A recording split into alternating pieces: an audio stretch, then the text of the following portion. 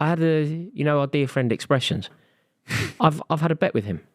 I said, not only did I say that Chelsea will finish the season above Tottenham, but I think, listen to this, Chelsea will be above Tottenham on Christmas Day. Wow.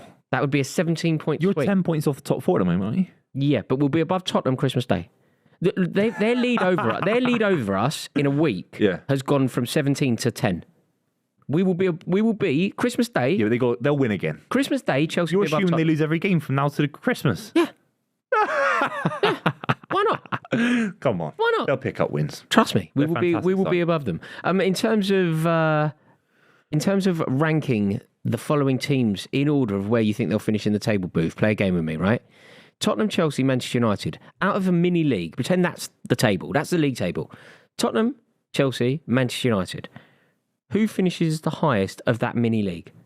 Tottenham finish above you and Man United. No. For me, yeah. They play a better brand of football. They got goals What does that mean, though? Realistically, in terms of where you finish? A brand of football means not getting pumped by Nottingham Forest at home like you have. They're able to get results around them a lot better than you are. A brand of football is also why they conceded 4 at home to Chelsea. The brand of football is also bad refereeing. The brand of football was also why Nicholas Jackson's scoring a hat-trick, because they've got all their defenders in the opposite half. That's the brand of football. I think you could say that about the Wolves result, because I thought they didn't manage the game. They 1-0 up for 88% of the game, 90% of the game. But against Chelsea, it's different. But the Spurs will finish above you 1,000,000%. They're further along in their trajectory. When you say 1,000,000%, do you want this bet? Well, 1,000,000. I'm not putting money on it. Oh, so you're just being provocative. The only flat I ever do is Super 6. I just predict scores on Super 6. I don't do anything further than that. Manchester United. I saw an amazing stat. I was reading the paper on my way here. Do you know Manchester United? Blow your mind this. Do you know they're the form team of the Premier League? Yeah. I can't believe it. 5 and 6. I think they've wins. Yeah, 4 out of 5 they've won. Yeah.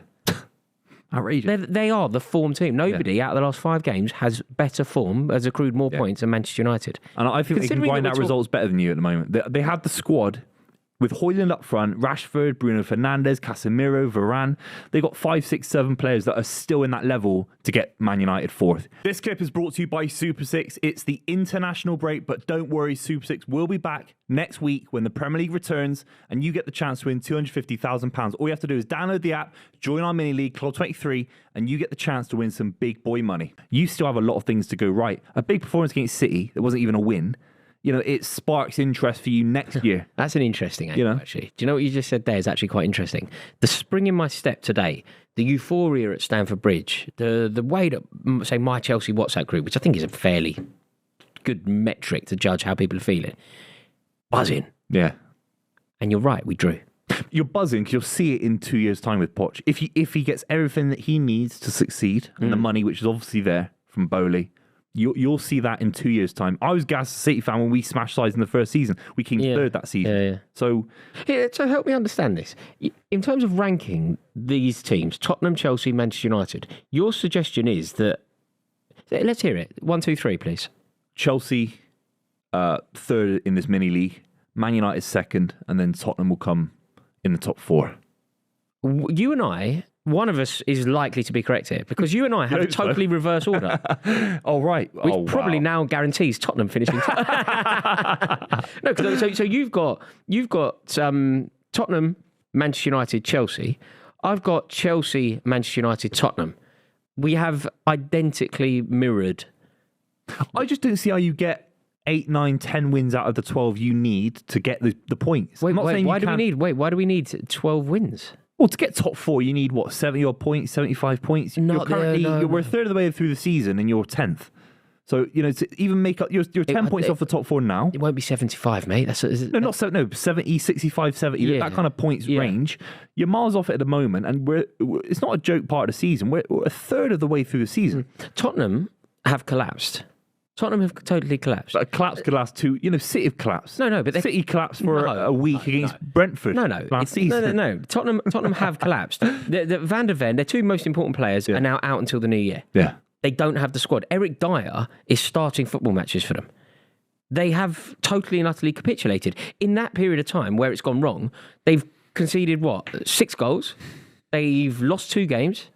And Chelsea, on the other hand, are accruing points. I think that Chelsea will definitely finish above Tottenham. I'm finding Manchester United quite difficult to pin down. It's hard, yeah. It's hard. I'm finding them quite difficult to pin down because the fact that they're boring. I think that they'll bore people out of existence. There's nothing wrong in their situation, though, to just bore their way to results. They'll get into the Europa League. They'll scrape a win on the final day against Bayern Munich or something. Get into the Europa League, bore everyone's pants off. Everyone forgets how bad it is there. And it's another season of mediocrity. I think they'll come fifth. Chelsea are going to finish above these two teams. The tricky situation. Okay, so now let's work out. You and I have very different orders of these, but where do you think these teams will finish in the league? So do you think that Tottenham make it into the Champions League? Let's say fifth is Champions League.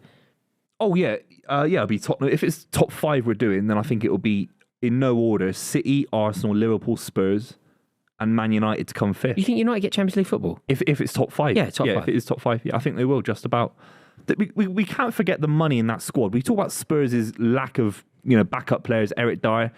They haven't spent the money that Man United have got. They had Victor Lindelof winning games for them. Have you seen? Hang on. They've still got a lot of players come back. Garnacho, Sancho, Rashford. Yeah. Højlund. Anthony. Combine them all. Yeah. Combine them all the goal scorers. One goal between them all. Yeah, I know. Yeah. I'm sorry, that is not a Champions League qualification team. Okay, they're nicking wins. They're getting... Victor Lindelof isn't going to score enough winners for them to get them into the top five. Yeah, but you're assuming that won't change.